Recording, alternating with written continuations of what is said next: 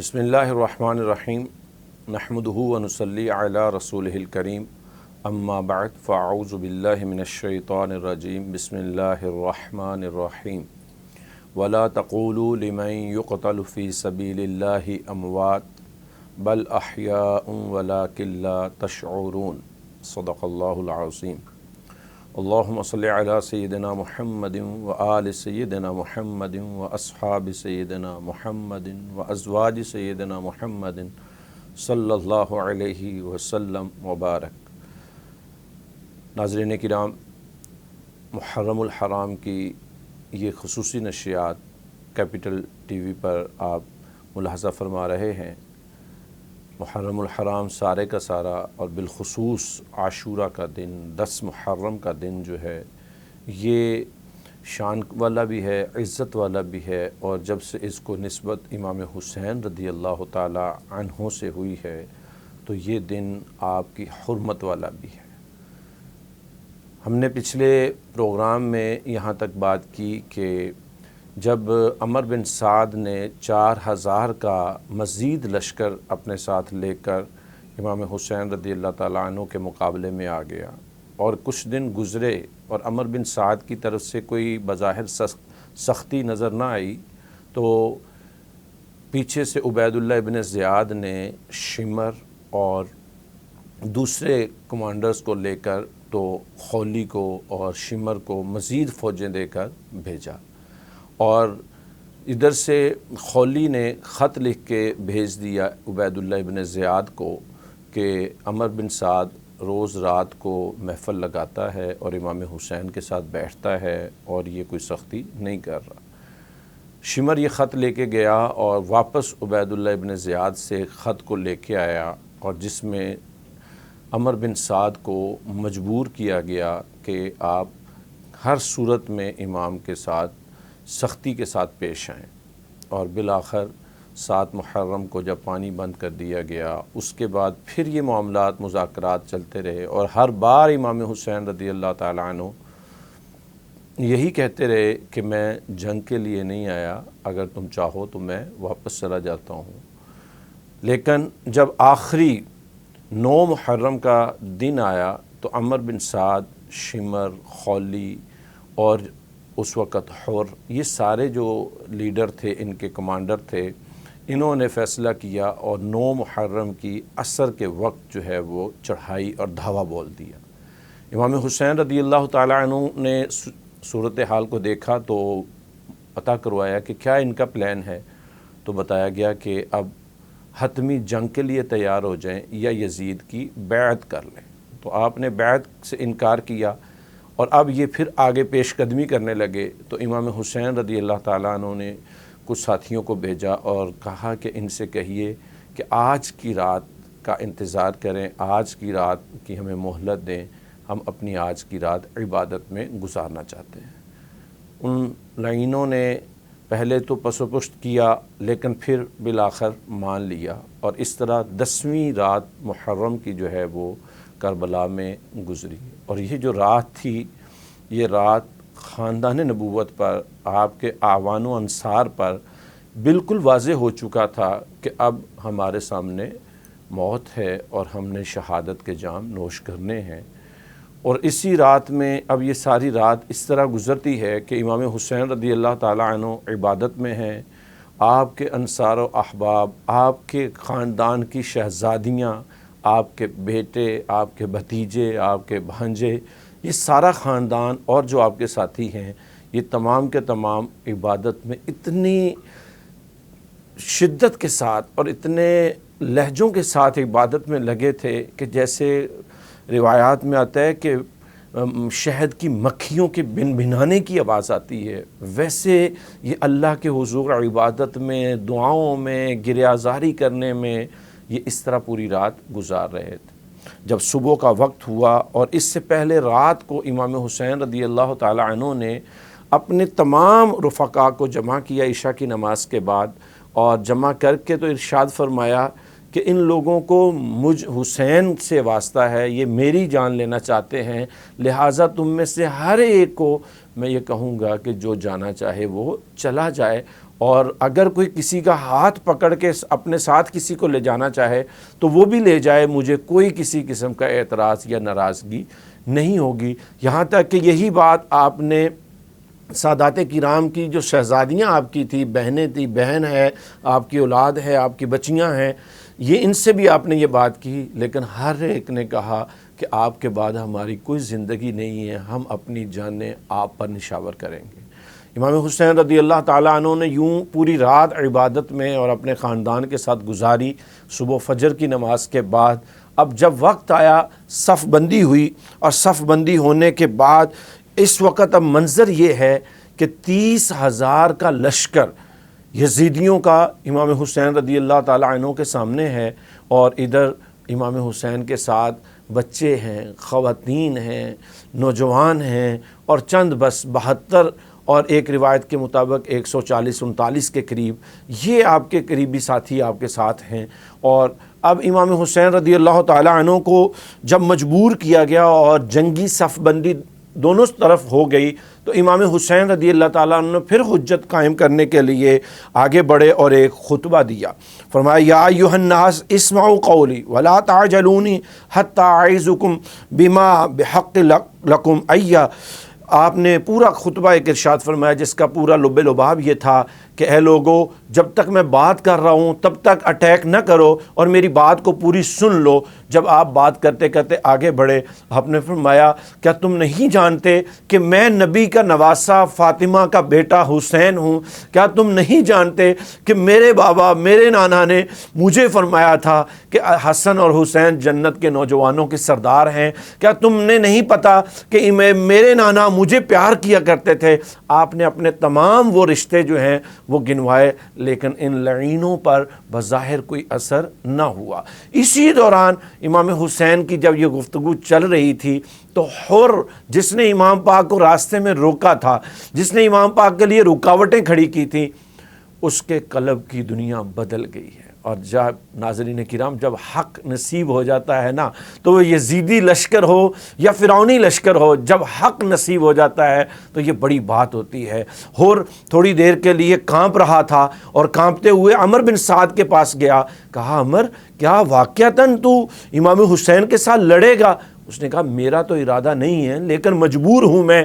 آپ نے یہ پھر پوچھا کہ کیا یہ لشکر سارا خاندان نبی کے ساتھ ظلم کرے گا؟ اور یہ کہتے کہتے جب ساروں نے دیکھا کہ یہ حر کی اب کیا کیفیت ہے اور حر کو جواب بھی نیگیٹو ملے، تو حر جو ہیں وہ اب گھوڑا اپنا نکالا اور اپنے دشمن یزیدی فوج کی صفوں سے نکل گئے، اور لوگ یہ سمجھے کہ شاید حر اب پہلا تیر برسانے کے لیے آگے نکلا ہے، لیکن حر چلتے چلتے امام پاک کی بارگاہ میں گیا اور کہا امام پاک مجھے معاف کر دیجئے گا، میں نے آپ کے لیے یہ رکاوٹیں کھڑی کی، اب میں آپ کی طرف آنا چاہتا ہوں۔ اور آپ نے قبول کیا، اور جب قبول کیا نا تو انہوں نے پھر کہا کہ اے امام مجھے اجازت دیجئے کہ میں ان کے ساتھ ایک دفعہ بات کرتا ہوں۔ حر آئے اور حر نے بھی پھر بات کی کہ ظالمو، تم نبی کے نواسے کے مقابلے میں آ رہے ہو، کیا تمہیں نبی کے نواسے کا اور نبی کے خاندان کا خون بہاتے شرم نہیں آئے گی؟ رب کو کس منہ کے ساتھ فیس کرو گے؟ اب یہ باتیں آپ نے کی، لیکن ان ظالموں نے کسی طرح بھی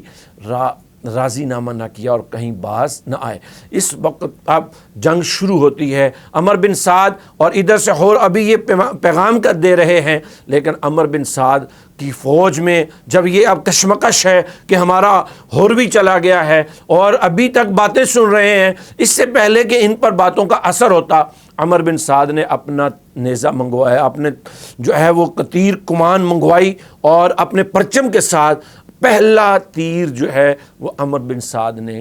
چلایا،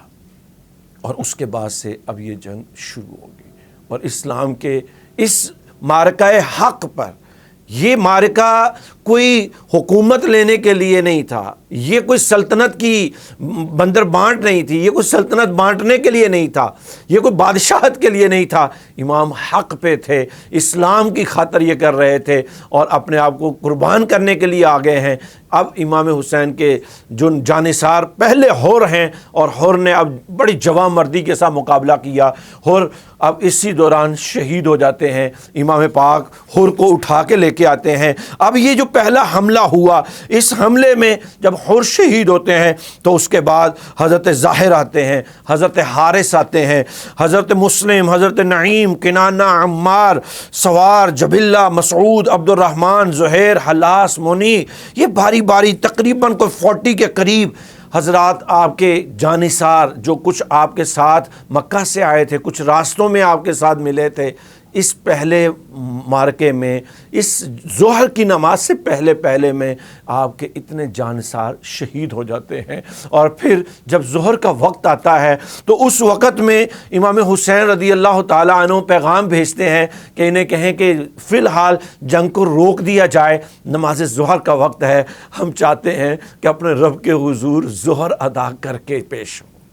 اس کام کے لیے امام پاک نے حضرت زہیر کو بھیجا، اور حضرت زہیر جب آئے اور یہ آ کے خطبہ دیا کہ میرے امام پاک فرما رہے ہیں کہ ہم یہ ہر صورت میں امام علی مقام ظہر کی نماز پڑھنا چاہتے ہیں، تو حبیب بن مظاہر، حضرت زہیر نہیں، حضرت حبیب بن مظاہر، یہ آپ کے جاں فدائی جو تھے، یہ آئے، انہوں نے خطبہ دیا، لیکن ظالموں نے حضرت حبیب بن مظاہر کو بھی اسی طرح جیسے حر کو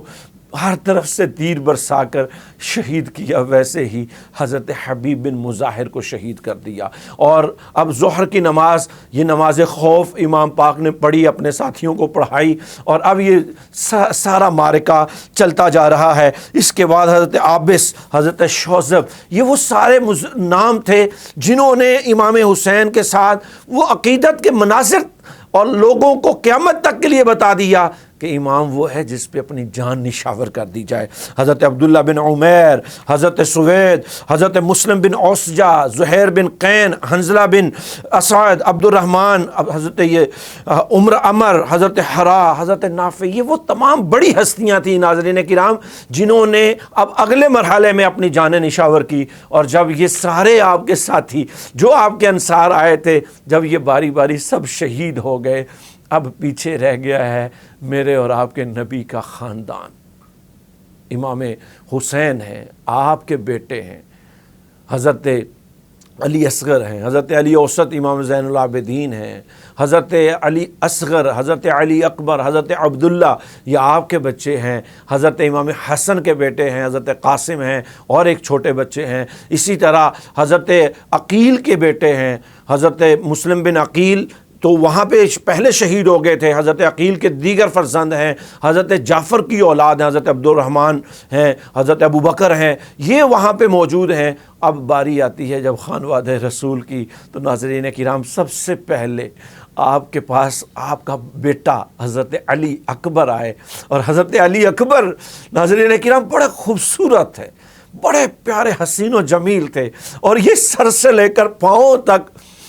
ہمارے پیارے نبی صلی اللہ علیہ وسلم کے ہم شکل تھے، شبیہ رسول ان کا لقب تھا۔ اور یہ ان کو دیکھ کر، ان کی چال، ان کی ڈھال، ان کا قد و قامت، ان کی ظاہری حلیہ دیکھ کے نبی علیہ السلام کی یاد آتی تھی۔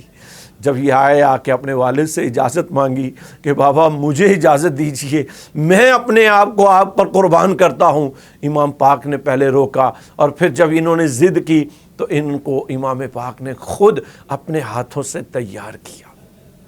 اللہ اکبر۔ ناظرین، آج کربلا کو ہم بڑی شان سے، عقیدت سے یاد کرتے ہیں، اور اس کا یہی حق ہے،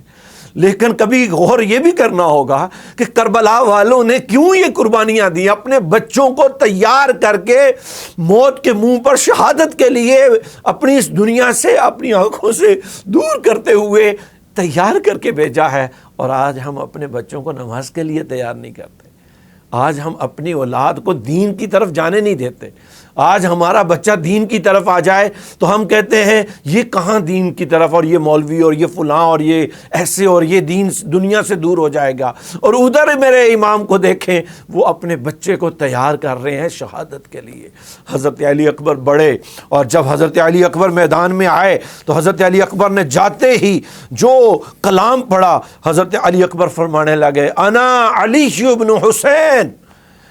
ایش عمر بن سعد، اے فلاں، میں نبی کے شہزادے حسین کا لخت جگر علی ہوں، کون ہے جو میرے مقابل میں آئے؟ اب یزیدی جو ہیں وہ ایک ایک کر کے آپ کے مقابلے میں آئیں. آپ کبھی کسی کو ادھر وار کیا تو مار دیا، دوسرے کو مارا، تیسرے کو مارا، یہاں تک کہ 120 یزیدیوں کو امام علی اکبر رضی اللہ تعالی عنہ نے جب واصل جہنم کیا اور ختم کیا تو اس کے بعد آپ پر ہر طرف سے تیروں کا وار ہوا، آپ کو ہر طرف سے زخمی کیا گیا اور ظالموں نے آپ کو گھوڑے سے گرا دیا. امام علی مقام کہ یہ شہزادے حضرت علی اکبر جب زخموں کی تاب نہ لاتے ہوئے لہو لہان ہو کر زمین پہ گرتے ہیں، ظالم نے مزید تیر مارا اور امام علی اکبر شہید ہو گئے. انا للہ و انا الیہ راجعون. ناظرین کرام ذرا اس منظر کو سوچئے تو صحیح. امام حسین کا لخت جگر ہے، میرے امام آگے بڑھے اور آ کے حضرت علی اکبر رضی اللہ تعالیٰ عنہ کو جسد اطہر کو اٹھایا. جب حضرت علی اکبر اس دنیا سے چلے گئے اب آپ کے دوسرے شہزادے آتے ہیں، حضرت جعفر کے بچے آتے ہیں، حضرت عقیل کے بچے آتے ہیں، حضرت علی کے دیگر بچے آتے ہیں اور آہستہ آہستہ یہ بھی جوان شہید ہوتے ہیں. اور ناظرین کرام جب گھڑی آئی حضرت قاسم کی، حضرت امام حسن کے شہزادے کی، اور آگے اپنے چچا کے ساتھ آ کے بات کرنے لگے کہ چچا آپ اب مجھے اجازت دیجئے کہ میں اپنی جان آپ پر نشاور کروں، اسلام پر اپنا میں خون پیش کروں. میرے امام نے فرمایا کہ اے قاسم تو میرے بھائی کی اس وقت نشانی میرے پاس موجود ہے، بیٹا تو نہیں میں جاتا ہوں. حضرت قاسم کیسے ہو سکتا تھا کہ چچا کو اپنی آنکھوں کے سامنے شہید ہونے دیتے؟ ضد کی. میرے امام نے حضرت قاسم کو تیار کیا، گھوڑے پہ سوار کیا، خود پہنائی، تلوار تھمائی اور حضرت امام حسین نے حضرت قاسم کو جب میدان میں بھیجا نا تو ہر طرف سناٹا ہو جاتا ہے. آپ جا کے للکارتے ہیں انا قاسم ابن حسن ابن علی، ارے ظالموں دیکھو تمہارے سامنے علی کے بیٹے حسن کا بیٹا قاسم آیا ہے، حل من مبارس، کون ہے جو میرے مقابلے میں آئے؟ اب ظالموں نے جب یہ سنی للکار تو شیر کا گرجنا، حضرت قاسم کے اس پکار پر اب سارا سناٹا ہوتا ہے، ایک طرف دوسرے طرف ایک دوسرے کو دیکھنے لگے ہیں. اس اتنے میں انہوں نے چند لوگوں کو مجبور کیا اور باری باری آنے لگے. سینکڑوں کو حضرت امام قاسم شہید ہونے سے پہلے ان ظالموں کو نیست و نابود اور کھیرے گاجر مولی کی طرح کاٹتے جا رہے ہیں. لیکن امام قاسم رضی اللہ تعالی عنہ پر بھی اسی طرح وہی اٹیک ہوا، ہر طرف سے تیروں کا وار ہوا. امام قاسم کا گھوڑا زمین پہ آتا ہے اور حضرت قاسم رضی اللہ تعالی عنہ زخموں کی تاب نہ لاتے ہوئے جب زمین پہ آتے ہیں، حضرت امام حسین پہ کیا گزری. سیدہ زینب کہ بھائی حسن کا ایک بیٹا یہاں موجود اور وہ اس حال میں ہے. امام حسین رضی اللہ تعالی عنہ دیکھ رہے ہیں اور حضرت امام حسین رضی اللہ تعالی عنہ کے پاس اب یہ دیکھنے کے علاوہ کیا ہے؟ حضرت امام قاسم پر ظالموں نے حملہ کیا اور آپ اس دنیا فانی سے رخصت ہو گئے، شہید اور شہادت کا جام نوش کیا. انا للہ و انا الیہ راجعون. میرے امام آئے، امام کی جواں مردی پر، شجاعت پر اور حوصلے پر قربان جائیں، ایک ایک لاشے کو اٹھا کے اپنے پاس لے کے آ رہے ہیں. اتنے میں حضرت عباس آئے اور کہا بھائی مجھے اجازت دیجئے کہ اب میں اپنی جان آپ پر نشاور کروں. میرے امام نے فرمایا عباس اب ہم باری باری سب شہید ہوتے جا رہے ہیں اور خیموں کی خواتین اور بچے پیاسے ہیں. ایسا کرو تم پہلے نہر فرات پہ ان ظالموں سے بچتے بچاتے پانی لے کے آؤ تاکہ ان تک پہنچے. حضرت عباس رضی اللہ تعالی عنہ بڑی ہمت کے ساتھ آپ نے وہ پانی کا جو گیلن ٹائپ ہوتی تھی اس کو اٹھایا اور وہ آپ نے اپنے کندھوں پہ لیا، اپنی تلوار تھامی اور لے کے آپ پانی کے لیے مشکیزہ لے کے چل پڑے۔ اور جب اب ظالموں کو آپ نے پہلے لیکچر دیا اور ظالموں سے جان چھڑاتے، لیکچر دیتے، احساس دلاتے، جوانی کے ساتھ بہادری کے ساتھ فرات کی طرف چل پڑے، اور ان جو راستے میں آیا اس کو کاٹتے گئے، مارتے گئے، اور بالآخر آپ نہر فرات تک پہنچنے میں کامیاب ہو گئے۔ آپ اندر گئے، پانی بھرا، اور اب حضرت عباس رضی اللہ تعالیٰ عنہ کے پاس یہ آپشن ہے، آپ نے پانی چلو میں لیا، یقیناً پینے کے لیے لیا، لیکن جو ہی ابھی پانی چلو میں لیا تو خیموں میں خواتین کا پیاسا ہونا، علی اصغر کا پیاسا ہونا، 7 سالہ سکینہ کا پیاسا ہونا یاد آیا، اور پانی چلو سے نیچے چھوڑا، اور میرا امام پانی کا مشکیزہ لے کے نکلنے لگا۔ ظالموں کی ہر طرف سے پکار آئی،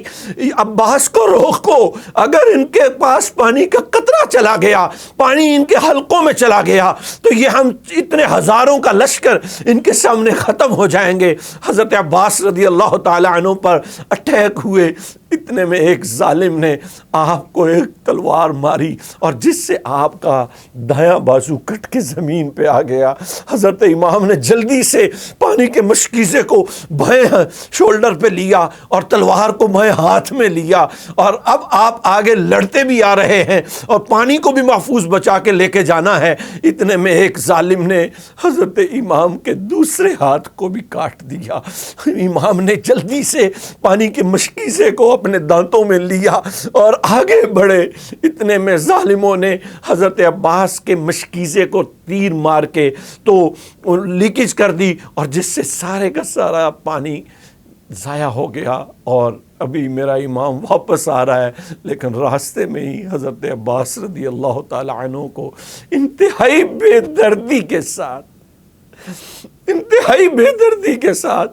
شہید کر دیا گیا۔ انا للہ و انا الیہ راجعون۔ اب پیچھے میرا امام حضرت علی اوسط امام زین العابدین اور چھوٹا بچہ حضرت علی اصغر موجود ہیں، 6 ماہ کے بچے ہیں۔ میرے امام نے حضرت علی اصغر کو ایسے ہاتھوں میں لیا اور ان ظالموں سے حجت تام کرنے کے لیے بات کی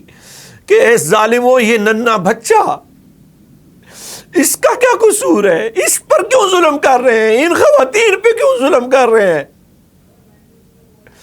بس اتنا ابھی میرا امام بات کر رہا تھا کہ ایک ظالم نے تیر پھینکا اور شہزادہ علی اصغر کے کان میں لگا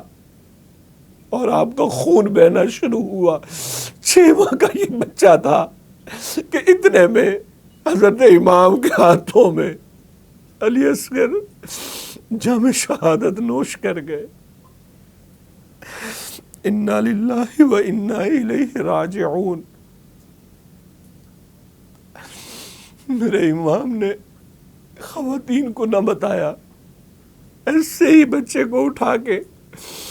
خیموں میں سپرد کیا، اور کچھ لوگ سمجھتی تھی، کچھ خواتین سمجھتی تھی کہ ابھی یہ زندہ ہے، لیکن بس چند ہی لمحوں کے بعد سب پر آشکار ہو گیا کہ علی اصغر اب اس دنیا میں نہیں رہے۔ حضرت امام زین العابدین بیمار تھے، خیمے میں بیماری کی حالت میں ہیں، اٹھے اور اٹھ کے کہنے لگے بابا مجھے اجازت دیجئے کہ میں آپ کی جگہ آپ پر اپنی جان نشاور کہوں۔ فرمایا بیٹا ان خواتین کو،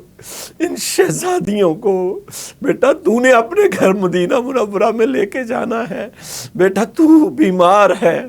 آپ نے حضرت زینب کے پاس آئے، حضرت زینب کو بتایا کہ اے زینب اب میں جانا چاہ رہا ہوں، زینب ان بچیوں کو، خاندان کی ان عورتوں کو میں تیرے سپرد کرتا ہوں۔ قربان جاؤں سیدہ زینب رضی اللہ تعالیٰ عنہ کی ہمت پر، حوصلے پر، کہ جنہوں نے اپنے سامنے سارے بچے، بھائی، جانثار شہید ہوتے دیکھے، لیکن حوصلہ ابھی بھی سیدہ زینب خود اپنے بھائی کو تیار کروانے لگی ہیں، حضرت حمزہ کی جنگی سامان۔ میرے امام کو حضرت مولا علی مشکل کشا کی تلوار دی گئی، امامہ پہنایا گیا، میرے امام نے جبہ عربی لباس پہنا، اور آپ اب گھوڑے پہ سوار ہو کے خاندان نبی کو اللہ کے سپرد کر کے میدان میں آئے، اور پھر میرے امام نے حجت عام کرنے کے لیے ان کو بتایا، لیکن ان ظالموں نے امام کی ایک نہ سنی اور حضرت امام حسین رضی اللہ تعالیٰ عنہ پر کے مقابلے میں آنا شروع کر دیا۔ میرا امام بڑی جوان مردی کے ساتھ، ارے وہ امام سے بڑھ کر شجاع اور امام سے بڑھ کر شیر کون ہوگا، جس کا خون مولا علی مشکل کشا اسد اللہ کا خون ہے، سیدہ فاطمہ کا مبارک دودھ ہے۔ حضرت امام حسین رضی اللہ تعالی عنہ شیروں کی طرح مقابلہ کرتے گئے، اور جس طرف گئے اس طرف ظالموں کو جہنم رسید کرتے گئے، اور کچھ دیر کے بعد امام پھر واپس خان وادہ کی طرف آئے اور خیمے والوں کو آ کے ڈھارس بندھائی اور حوصلہ دیا اور اپنی وصیتیں اور وصایا دیں، اور پھر امام پاک جب میدان میں آئے تو امام پاک نے پھر جب ان کے مقابل میں جب تک آتے رہے، امام ان کو گاجر مولی کی طرح کاٹتے گئے، ختم کرتے گئے، اور بالآخر آخری حربے میں وہی طریقہ انہوں نے اپنایا کہ ہر طرف سے امام حسین رضی اللہ تعالی عنہ پر ظالموں نے اٹیک کیا، کہیں تلواروں سے، کہیں نیزوں سے، کہیں تیروں سے، اور امام حسین رضی اللہ تعالی عنہ کے گھوڑے کو زخمی کر کے جب گھوڑا زمین پہ آیا، میرا امام زخمی حالت میں زمین پہ آ چکا ہے، ظالم پوری آپ کے ارد گرد گھیرا ڈال کے بیٹھے ہیں، امام حسین رضی اللہ تعالی عنہ کا جسم چور ہو چکا ہے، ان ظالموں نے، کسی نے میرے امام کو لیٹے ہوئی حالت میں، کسی نے آپ کی کمر میں خنجر مارا، کسی نے آپ کے ہاتھوں میں مارا، کسی نے میرے امام کے سر میں مارا، میرے امام کا امامہ اتر گیا، اور اتنے میں امام نے جلدی سے پھر امامے کو پٹی کے طور پہ نانا کا امامہ ہے سر پہ رکھا، اور اب زخم ہر طرف ہے۔ اب کسی میں یہ ہمت نہیں ہو رہی کہ امام کے کس طرح آخری وار کر کے شہید کیا جائے۔ خولی آگے بڑھا اور آپ پر آخری وار کر کے مارنا، شہید کرنا چاہتا تھا، لیکن رک گیا۔ شمر نے، اسلحین نے امام کی گردن کو کاٹ کر دیا۔ انا للہ و انا الیہ راجعون۔ اسلام زندہ ہوتا ہے ہر کربلا کے بعد۔ میرا امام اس دنیا میں اب نہ رہا، اب وصال فرما گئے، شہادت کے جام کو نوش فرما لیا۔ سیدہ زینب بڑی آگے، ان ظالموں نے امام حسین کے سر کو لے لیا۔ سیدہ زینب بڑی بھائی کی لاش کو اٹھایا اور خیموں کی طرف لے کے آئے۔ اب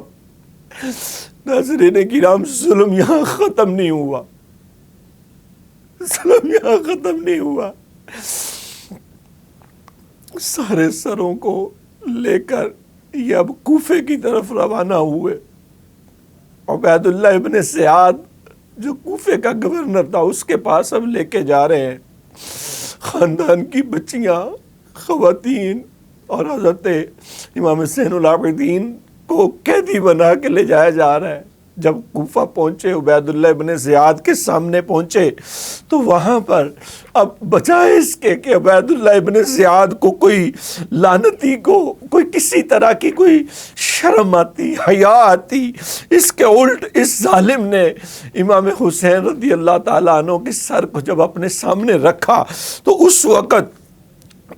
اس دربار میں حضرت نعمان بن بشیر یہ صحابی رسول ہے، انہوں نے پہلے بھی سمجھانے کی کوشش کی کہ کسی طرح یہ جنگ نہ ہو، یہ اپنا پورا رول ادا کرتے رہے،